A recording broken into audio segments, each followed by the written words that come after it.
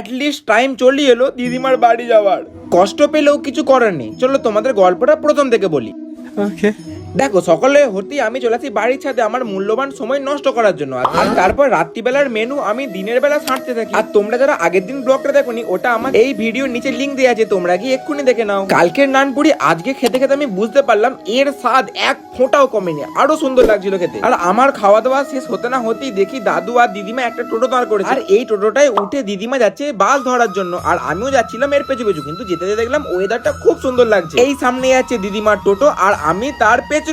তারপর দিদিমা টেকারে উঠে পড়ে আর আমিও ব্যাগগুলো তুলে দিই। অ্যাকচুয়ালি আমি ব্যাগ তোলার জন্য সেখানে যাই। আর তারপর সেখান থেকে চলে আসি বাড়িতে আর এসি আমি পড়তে বসে পড়ি। কারণ তোমরা আমার ব্লগ দেখছো ঠিকই, কিন্তু কেউ সাবস্ক্রাইব করছো না। আর সাবস্ক্রাইব না করার জন্য আমার মনটাও ভেঙে যাচ্ছে পরের ভিডিও আনার জন্য। তাই বসে বললাম পড়তে, যদি কোনোদিন চাকরি বাকরি পাই। যাই হোক, আমি এখন পড়া করি, কিন্তু তুমি যেতে লাইক এবং সাবস্ক্রাইব করতে ভুলো না।